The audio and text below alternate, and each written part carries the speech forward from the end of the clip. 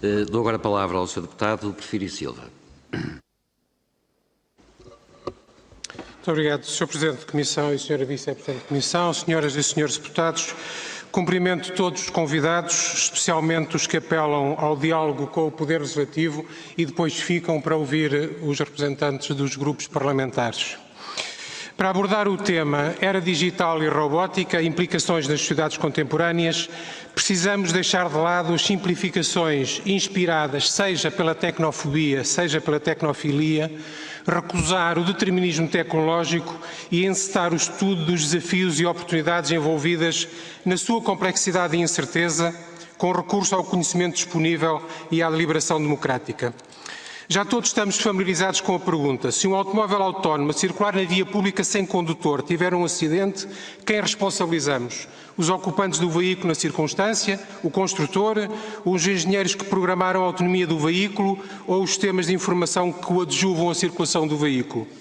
Se estas questões podem ser principalmente jurídicas, outras podem tocar aspectos propriamente antropológicos. Quando, em 2013, visitei o laboratório do professor Hiroshi Ishiguro na Universidade de Osaka, pude observar os robôs humanoides da linha Geminoids. Os robôs humanoides são habitualmente robôs com alguma semelhança genérica com o corpo humano: cabeça, tronco, pernas, braços, boca, olhos, orelhas. A forma humanoide de um robô facilita que saibamos como interagir com ele. Entendemos facilmente onde estão as câmaras de vídeo que captam a imagem, onde estão os microfones que captam o som. Mas os robôs geminoides não são humanoides dessa forma genérica. Cada exemplar geminoide é uma cópia, um duplo, um gêmeo mecânico de uma pessoa particular. O primeiro geminoide foi um gêmeo do professor Ishiguro e já há mais versões do Ishiguro robô e já há gêmeos robóticos de outros humanos. Os geminoides não são robôs completamente autónomos, são parcialmente teleoperados à distância. Sem tempo para explicações técnicas, interessa dizer que o professor Ishiguro pretende construir robôs que sejam capazes de passar por pessoas. Disse mesmo uma vez: se há falta de pessoas, por que não fazemos algumas? E não falava da reprodução sexuada. O gêmeo humano poderia controlar não apenas um gêmeo robô, mas dezenas de gêmeos robôs.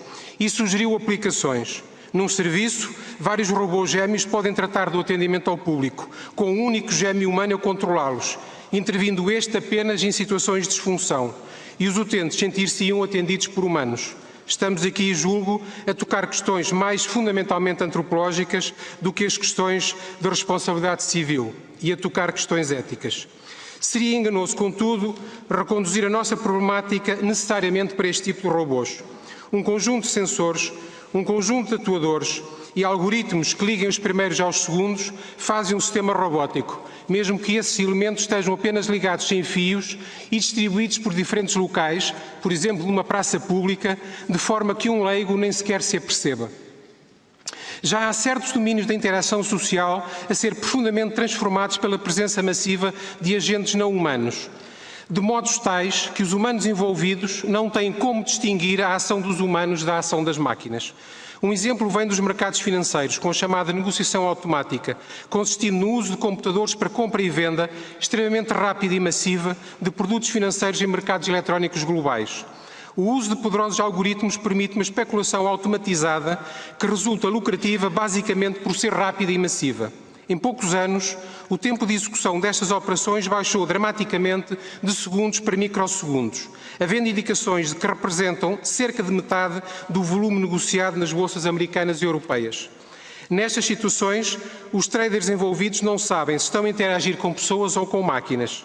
Anote-se aqui a recente proposta de lei do Governo sobre o regime sancionatório do direito dos valores mobiliários, que inclui algumas destas ações na categoria de operações suscetíveis de pôr em risco o regular funcionamento dos mercados.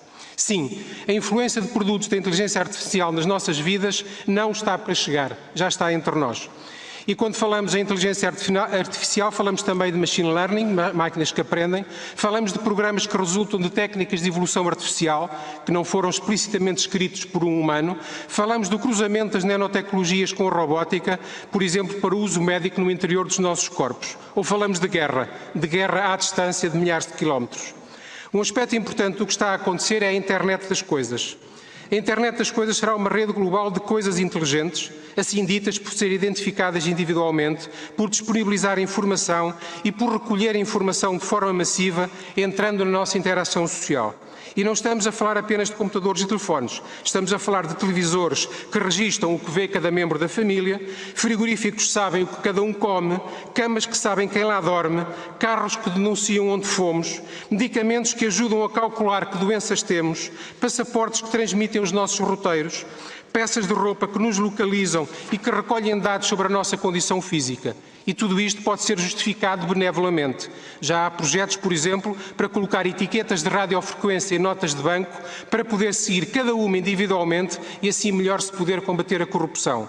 Tudo isto representa a possibilidade de uma avassaladora invasão de privacidade, tornando-nos uma fonte contínua e talvez inconsciente de documentação pública da nossa vida privada. Pensando em termos de impacto no trabalho e no emprego, temos de olhar para a economia das plataformas digitais, que mobiliza uma conectividade ubíqua, omnipresente, para fazer do acesso a plataformas digitais a base de novas formas de negócio, não apenas para mobilizar consumidores, que compram livros ou serviços de transporte ou alugam apartamentos na net, mas também para comprar força de trabalho em formas que escapam largamente à regulação do Estado Social de Direito. Vamos dizê-lo desta forma: há um novo ator nos mercados de trabalho, a multidão. A mecanização, na sua forma digital, dispensa as massas de trabalhadores reunidos numa empresa e recruta indivíduos isolados que trabalham separados uns dos outros, dispersos por todo o mundo, uma multidão atomizada. Uma forma de mencionar estes esquemas é chamar-lhes outsourcing online, por exemplo, com o recrutamento online de trabalho barato e pouco qualificado. Exemplo é o Amazon Mechanical Turk, onde, 24 horas sobre 24, 7 dias por semana, alguém compra tarefas e alguém realiza tarefas em troco de um pagamento. Diz que são tarefas de inteligência humana porque, sendo tarefas relativamente simples, os computadores são ainda ineficientes na sua execução. Exemplos: processar fotos ou vídeos para encontrar certos conteúdos, editar um fecheiro áudio e passar para texto escrito, verificar um grande catálogo para detectar certos erros. Nestas plataformas desaparece o enquadramento das leis laborais, desaparece a negociação coletiva, desaparece a organização dos trabalhadores. Em muitos casos desaparece simplesmente a noção de direitos dos trabalhadores. Uma multidão dispersa e anónima de indivíduos isolados face a empregadores globais sem rosto é o inferno da desproteção absoluta do trabalho. Como desafio ao Estado Social, cabe notar que esta economia das plataformas, globalizada e desregulada, contém riscos para os sistemas públicos de segurança social e, mais geralmente, para o financiamento do Estado Social. É preciso aprofundar o debate, que o PS relançou recentemente, acerca da necessidade de alargar as fontes de financiamento da segurança social. Os que falam em impostos sobre o trabalho dos robôs falam, mesmo que por vezes de forma imprecisa, da necessidade de pensar as consequências de economias cada vez mais capital-intensivas. Importa sublinhar que não são as máquinas que nos obrigam a usá-las desta ou daquela maneira. As máquinas abrem certas possibilidades, boas ou más, mas a escolha é coletivamente nossa. Para dar o exemplo da saúde, podemos usar robôs que supostamente são cuidadores de idosos e, na verdade, estarmos a condenar os idosos a ficarem sozinhos com máquinas. Mas o uso de robôs em ambiente hospitalar pode ser profundamente humanizador. Foi assim com o robô humanoide Gasparzinho, que o Instituto de Sistemas e Robótica colocou na ala pediátrica do IPO de Lisboa, um projeto no qual ainda pude participar. Ora, o Gasparzinho, interagindo com as crianças em atividades educativas e de entretenimento no IPO, foi capaz de melhorar a qualidade de vida dessas crianças. Num ambiente difícil e muito regulado no plano ético, o robô contribuiu para a humanidade dos intervenientes. O que vos digo não é uma justificação articulada do conjunto de razões que podem levar um Parlamento democrático a debruçar-se sobre estas questões. O que vos digo, no tempo disponível, é meramente impressionista e deixa por mencionar muitos aspectos cruciais. Mas espero que seja suficiente para marcar este alerta.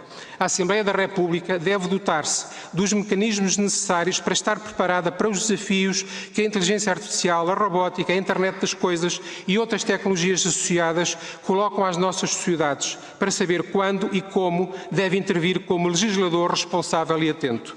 O Parlamento Europeu já começou a fazê-lo, com uma resolução adotada na semana passada, onde propõe uma carta de códigos de conduta para diversas categorias de profissionais, solicitando à Comissão Europeia que tome iniciativas legislativas e considere a criação de uma agência europeia para lidar com estas questões.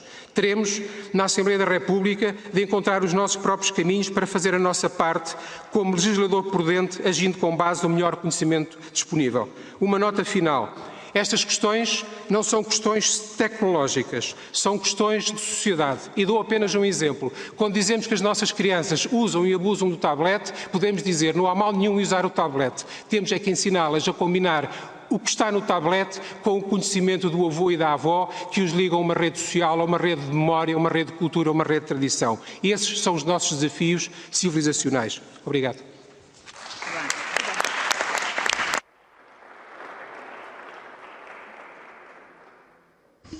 Muito obrigado.